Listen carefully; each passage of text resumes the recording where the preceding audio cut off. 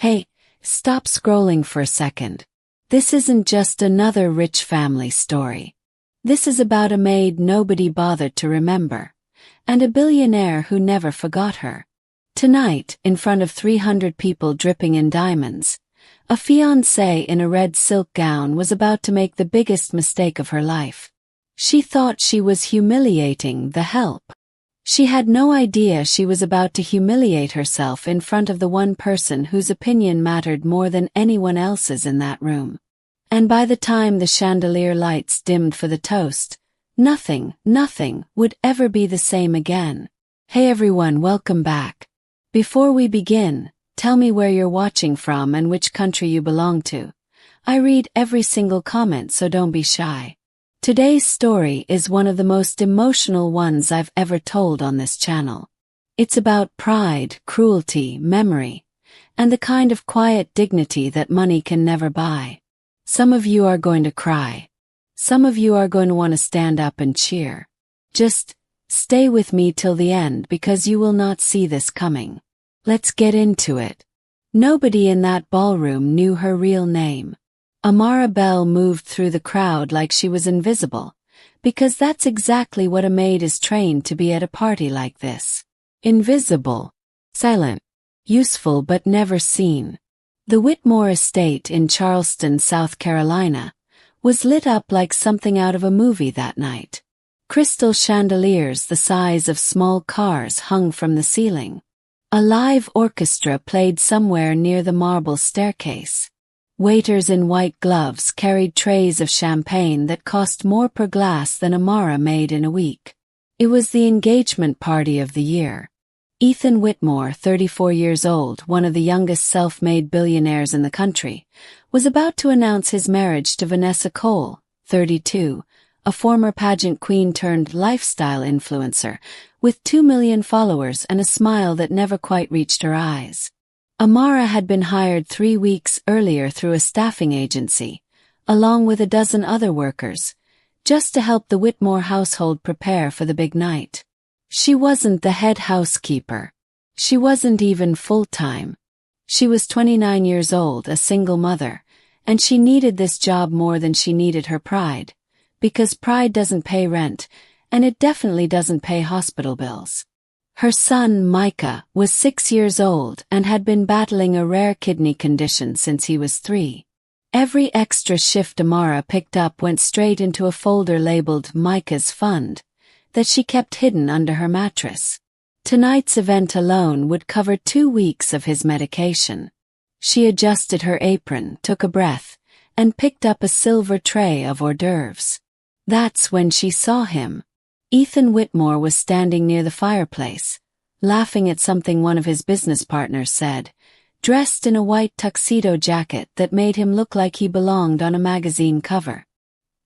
He had that easy, effortless charm rich men are supposed to have, but there was something else in his face too. Something tired. Something that didn't quite match the smile. Amara's chest tightened. She hadn't seen that face in 11 years. Not up close. Not like this. Back then, he wasn't Ethan Whitmore, billionaire tech founder. Back then, he was just Ethan, a skinny 23-year-old college dropout who used to sit alone in the back booth of the diner where Amara worked the night shift, nursing 1 cup of black coffee for 3 hours because it was the only thing he could afford. His father had lost everything in a bad investment. His mother had passed away that same year. He had nowhere to sleep some nights, and Amara, 18 at the time, barely older than him, working double shifts to help her own mother, used to slip him a plate of food on the house and tell the manager it was a mistake in the order. She never told him her real reason. She just didn't like the idea of anyone going hungry, especially someone who looked like he'd already lost everything that mattered. He used to talk to her about his ideas. Wild ideas. An app that would change how small businesses manage deliveries. She used to listen while wiping down tables, half because she was being polite, and half because something in his eyes told her he actually believed it. Then one night he didn't come back. She never knew why. She assumed the worst, that the streets had swallowed him up like they swallowed so many others.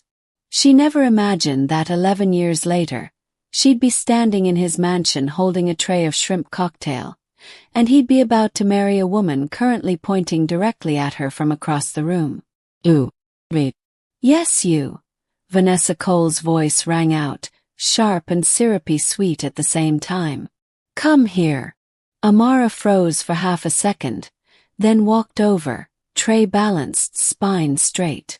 Vanessa looked her up and down slowly, deliberately, the way someone examines something they've already decided is beneath them. Sweetheart, Vanessa said, loud enough for the small circle of guests around her to hear. Did nobody tell you that you're supposed to smile? You look like you're at a funeral, not my engagement party. Few people chuckled awkwardly. Amara kept her eyes down, the way she'd been trained to. Of course, ma'am. I apologize, she said quietly. Vanessa's friend, a tall woman named Brielle wrapped in a shimmering blue gown, leaned in and whispered something that made Vanessa laugh. A sharp, cutting laugh that carried further than she probably realized. Amara felt her face go hot, but she didn't move. She'd learned a long time ago that dignity isn't about winning every moment. Sometimes it's just about surviving it without losing yourself. She had no idea that across the room, a pair of familiar eyes had just landed on her, and gone completely still. Ethan Whitmore's champagne glass stopped halfway to his lips. First he thought he was imagining things. It happened sometimes. A stranger's laugh, a certain way someone tilted their head, and for half a second his mind would drag him back 11 years to a diner booth and a cup of coffee that never seemed to run out. But this wasn't a trick of memory. That was her. The same warm brown eyes. The same small, determined set of her jaw when she was trying not to let something bother her. Older now, yes. There were tiny lines near her eyes that hadn't been there before, and something about her posture spoke of years of quiet exhaustion. But it was undeniably her. The waitress who used to feed him when he had nothing. The woman he had spent years trying and failing to track down. Ethan set his glass down on the nearest table without excusing himself and started walking. His business partner called his name behind him. He didn't hear it. His future mother-in-law waved at him from across the room.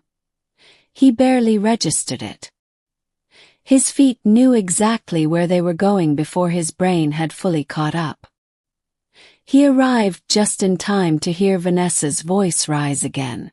Actually, Vanessa was saying, turning her wine glass slowly between two manicured fingers, let's make this a little fun. I want a real toast tonight, something memorable. Why don't you say something for us, sweetheart? She gestured toward Amara with mock generosity. Give a little toast to the happy couple. I'm sure you have some wisdom from wherever you're from. Brielle snorted into her champagne. A small cluster of guests exchanged uncomfortable glances, unsure whether to laugh or look away. Amara's hands tightened slightly around the tray, but her voice remained level. I don't think that would be appropriate, ma'am. I'm just here to help with the food. Oh, come on.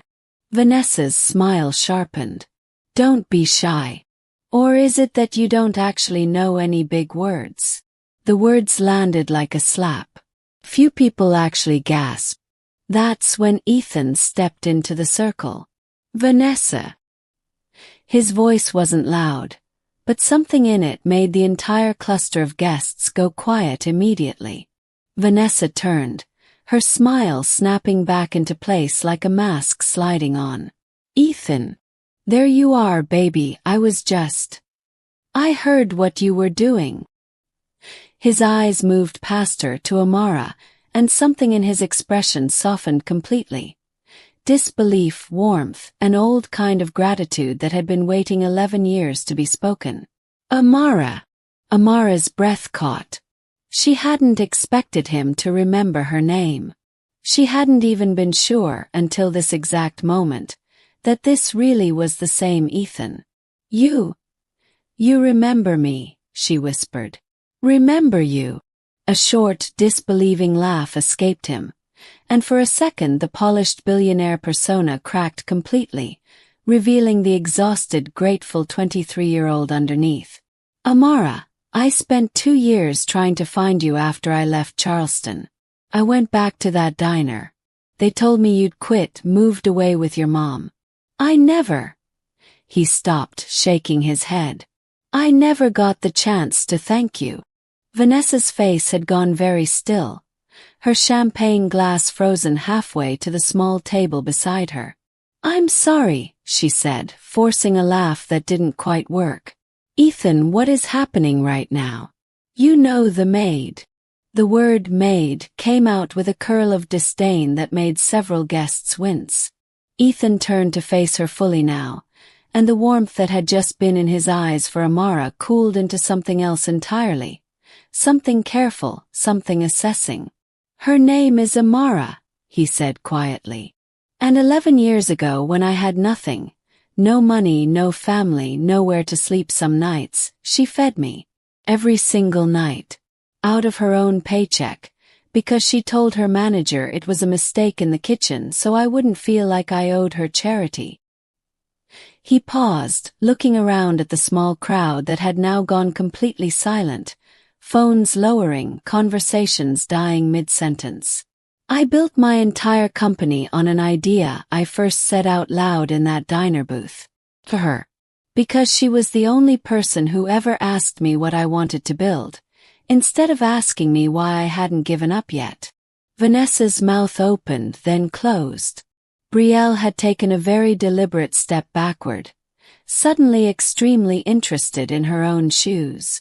That's a sweet story, baby, Vanessa said, recovering quickly, sliding her arm through his. But that was a long time ago. Things are different now. She's staff. I didn't mean anything by. You called her stupid, Ethan said flatly. In front of my guests. Because she wouldn't perform for you. The silence in the ballroom had a texture now. Thick and electric. Somewhere near the back, a server had stopped mid-step, tray balanced, watching. Amara stood very still, the tray of shrimp cocktail beginning to feel impossibly heavy in her hands, unsure whether to speak, to leave, or to simply disappear into the marble floor. She had absolutely no idea that this was only the beginning of what this night was about to become. For a moment nobody moved. Vanessa's grip on Ethan's arm tightened, her knuckles going pale against the fabric of his white jacket. Ethan, can we please talk about this privately? You're embarrassing me in front of everyone. I'm embarrassing you, Ethan repeated, and there was something almost disbelieving in his voice, like he was hearing the words for the first time and testing how absurd they sounded out loud. Vanessa, you just humiliated a woman in a room full of 300 people because she works for a living. And you're worried about being embarrassed. A murmur rippled through the crowd. Somewhere to the left, an older woman in emerald green, Ethan's aunt as it turned out, quietly said, "Well, I never," in a tone that made it very clear whose side she was already on. Amara finally set the tray down on a nearby table, her hands trembling slightly, not from fear but from the sheer surreal weight of the moment. "Ethan, please," she said softly, stepping forward. "It's okay. I don't want to cause a scene at your engagement. I'll just—" "You didn't cause anything," Ethan said, turning to her. His voice suddenly gentle again, the way it had been when he first saw her across the room. "You never caused anything. You gave. That's all you ever did." He reached into his jacket pocket and pulled out his phone, and for a second Amara thought he was simply checking a notification, but instead he turned the screen toward the small crowd. On it was a photo, clearly years old, slightly grainy, of a much younger, gaunter Ethan standing outside a diner at night, one arm slung around the shoulders of a young woman in a waitress uniform, both of them laughing at something off camera. "I kept this picture for 11 years, he said. It was taken the night I told her I'd finally saved enough to submit my business plan to an investor. She's the only person who believed it would actually go anywhere. Vanessa stared at the photo like it had personally insulted her. That's a diner photo, Ethan. I don't understand what you... I know you don't, he said, and this time there was no gentleness left in his voice at all. That's kind of the point. He turned back to Amara. Can I ask you something? Why are you working as a maid? Last I heard, you were studying to become a nurse. The question landed differently than he expected. Amara's composed expression cracked, just slightly, just enough for the pain underneath to show through. My son, she said quietly. Micah. He's 6. He has a kidney condition. I had to stop my nursing program to work full-time and cover his treatments. Insurance doesn't cover everything and... She swallowed hard. This job pays well for a few weeks of work. I needed it. The room had gone completely, utterly silent now. Even the orchestra, sensing something was happening, had quietly stopped playing. Ethan's jaw tightened. For a long moment, he didn't say anything at all, just looked at her with an expression that mixed disbelief, guilt, and something fiercely protective all at once. You gave me food when you had almost nothing yourself, he finally said. And now your son is sick, and you're serving shrimp cocktail at my engagement party to pay for his medicine, while my fiancé mocks you for not smiling enough. Ethan. Vanessa tried again, her voice climbing higher, panicked now. This is not what it looks like. I didn't know about her son. How was I supposed to? You weren't supposed to know, Ethan said. You were just supposed to be decent. That's it. That's the whole bar, Vanessa. And you didn't clear it. He stepped back from her, just slightly, but the physical distance seemed to carry a far heavier meaning than a few inches of marble floor. I think, he said slowly, we need to talk. Not later. Now. Vanessa's face went through several emotions in rapid succession. Shock, humiliation, fury, before finally settling on something colder and more calculating. Fine, she snapped, loud enough that half the room heard it. Let's talk about how you're choosing to blow up our engagement, in front of everyone, over the help. Don't call her that again, Ethan said. His voice suddenly low and dangerous in a way nobody in that ballroom had ever heard from him before. Somewhere near the back of the crowd, Brielle had already quietly slipped out a side door, clearly deciding that whatever alliance she'd built with Vanessa was no longer worth being seen anywhere near. Amara stood frozen in the middle of it all, her heart pounding, painfully aware that everyone, the guests, the waitstaff, Ethan's family, was now looking directly at her. She had come to this party to serve food and earn a paycheck for her son's medicine. She had absolutely no idea that within the next 10 minutes, her entire life was about to change forever. Everyone, Ethan said, raising his voice just enough to carry across the ballroom without shouting. I'm sorry to interrupt the evening like this, but I think, given what just happened, you all deserve some honesty instead of a toast. He walked to the small raised platform near the orchestra, the same spot where, 20 minutes earlier, he was supposed to formally announce his engagement to Vanessa Cole. Someone handed him a microphone out of instinct, though he barely seemed to notice. Vanessa stood frozen near the fireplace, arms crossed tightly. Her face a mixture of humiliation and rage that she was clearly struggling to keep contained in front of so many cameras and phones. 11 years ago, Ethan began. I was homeless. Not between apartments homeless. Actually, genuinely homeless. My father had lost everything in a failed investment, my mother had just passed away, and I was sleeping in my car most nights outside a 24-hour diner in Charleston, because at least there was a bathroom and some nights a plate of food I didn't ask for. A few gasps rippled through the crowd. Most of these people had only ever known Ethan Whitmore as the confident, self-made tech founder featured on magazine covers. Nobody, aside from his closest family, knew the beginning of that story. "That food came from a waitress named Amara," he continued, gesturing toward her. She stood near the edge of the room, cheeks flushed, unsure whether to feel proud or mortified at being the center of attention. She was 18 years old. She was working double shifts to help her own family. And every single night, she found a way to make sure I ate something, without ever making me feel like a charity case. She's the reason I didn't give up on my idea. She's the reason Whitmore Logistics exists at all. He paused, looking directly at Vanessa now. Tonight, I watched my fiancé mock her, call her stupid, demand she perform like some kind of entertainment for our guests. And when I stepped in, I was told I was the one embarrassing her. "Ethan, please don't do this here," Vanessa started, but her voice had lost all its earlier sharpness. It cracked, small and pleading now, aware of exactly how this looked in front of 300 witnesses and at least a dozen phone cameras. "I built my company on the belief that people deserve to be treated with dignity, no matter what job they're doing or how much money they have," Ethan continued, ignoring her.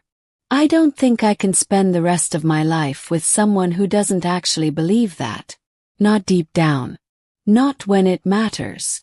The silence that followed was the kind that presses against your eardrums. Vanessa's mother, sitting near the front, had gone pale. Ethan's aunt was quietly nodding, arms crossed, a look of fierce approval on her face. Ethan set the microphone down and walked directly toward Amara, ignoring the whispers erupting around him. "I want to make this right," he said quietly, just to her. "Not because you fed me 11 years ago and I owe you a favor. Because you're a genuinely good person.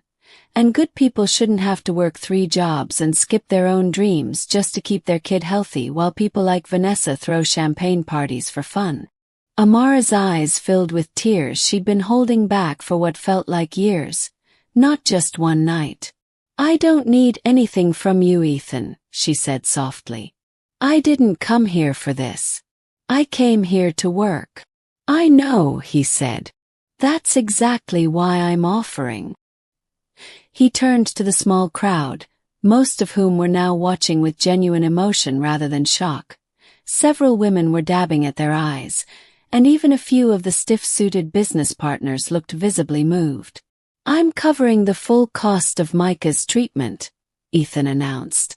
"All of it ongoing. And I'm funding the rest of Amara's nursing degree, because apparently she was on track to become exactly the kind of person this world desperately needs more of, before life got in the way." A quiet ripple of applause started somewhere near the back and spread slowly through the room.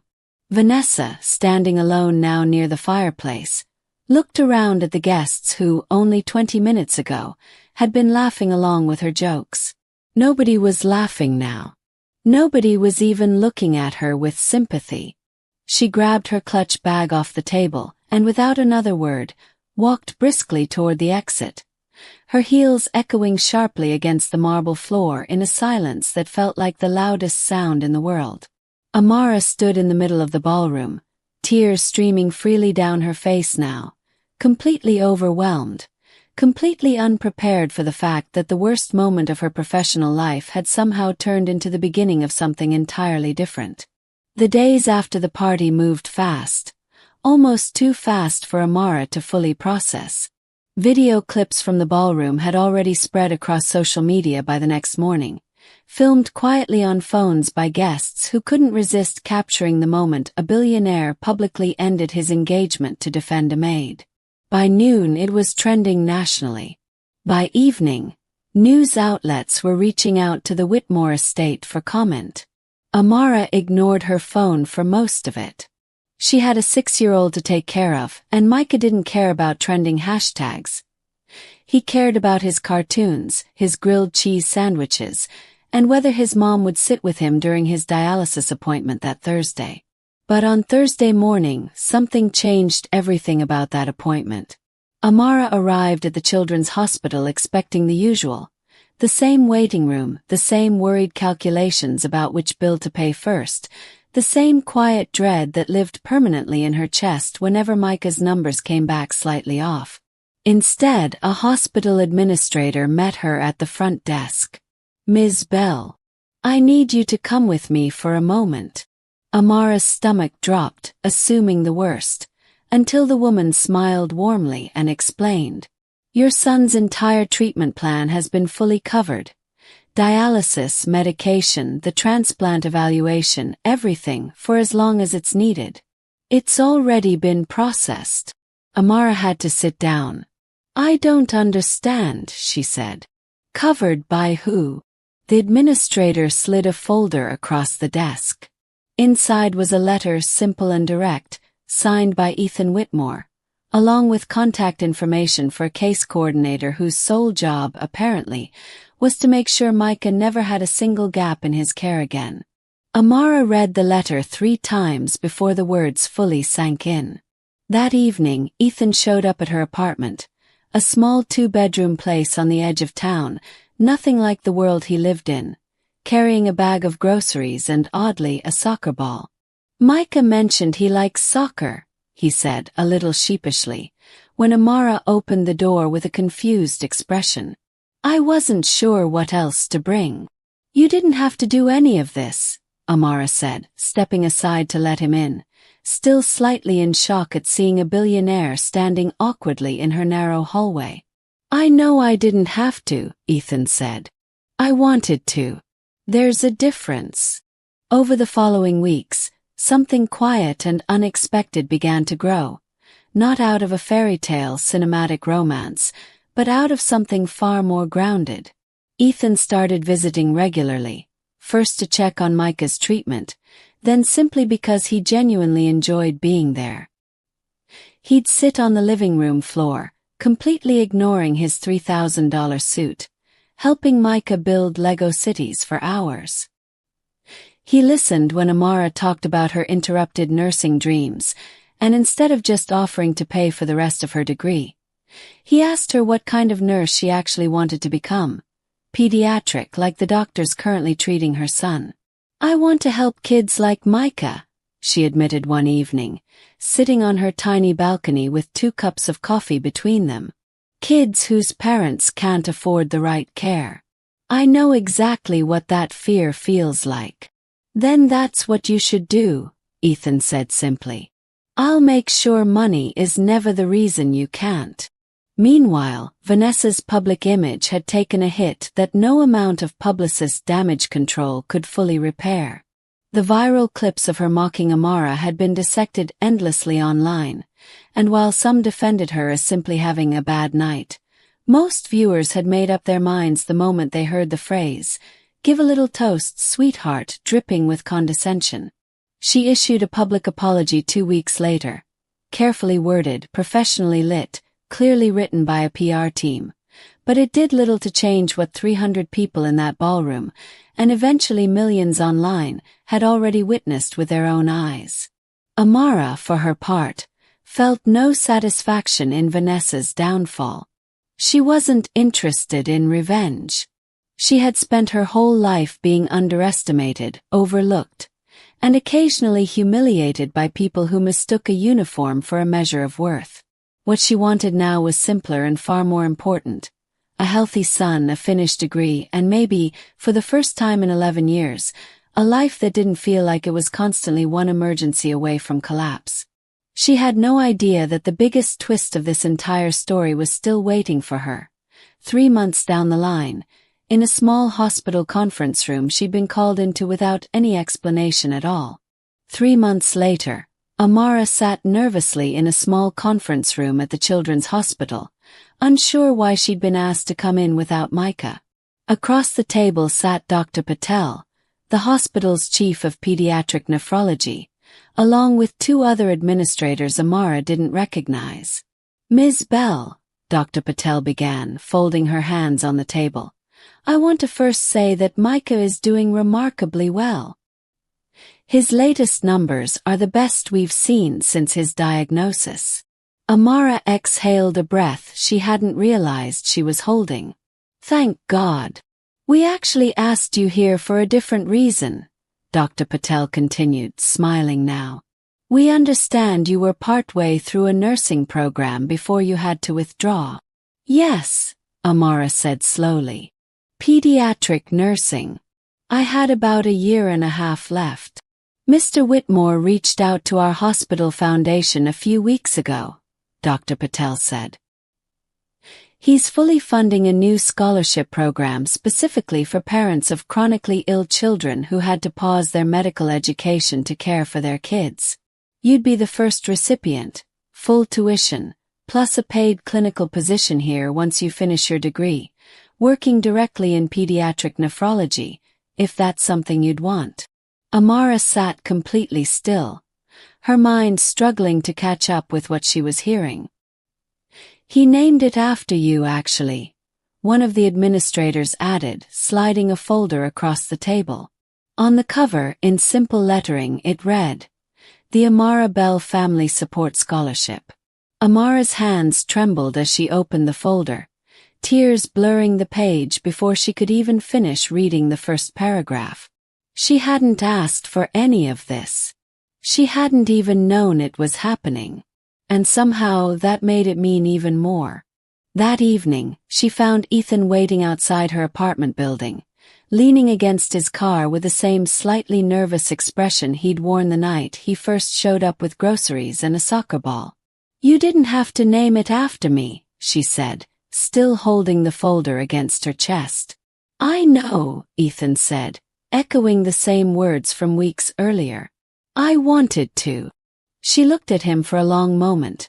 This man who used to be a stranger in a diner booth, who had somehow grown into someone capable of both extraordinary success and extraordinary kindness, without letting one erase the other. Why me, Ethan?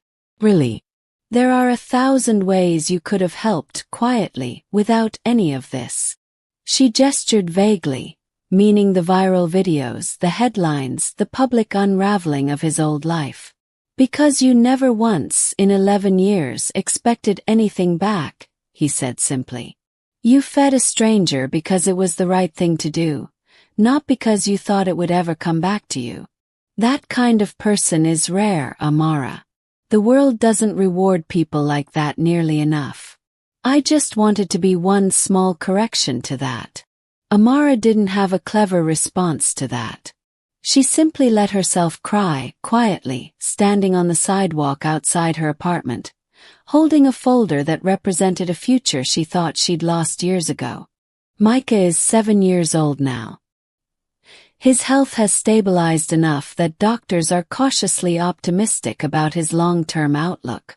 Amara graduated with her nursing degree 18 months later and now works exactly where she always dreamed of working, helping other frightened parents navigate the exact nightmare she once lived through herself, but this time with the resources to actually make a difference. She and Ethan didn't rush into anything. What grew between them wasn't a fairy tale spark. It was something slower, steadier, built on 11 years of quiet gratitude and 3 months of showing up again and again, without asking for anything in return.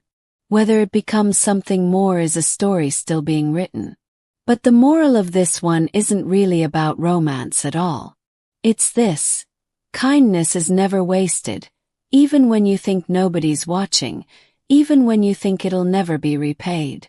The smallest act of decency, a plate of food, a moment of patience, a choice to treat someone like they matter, can echo further into the future than you'll ever know.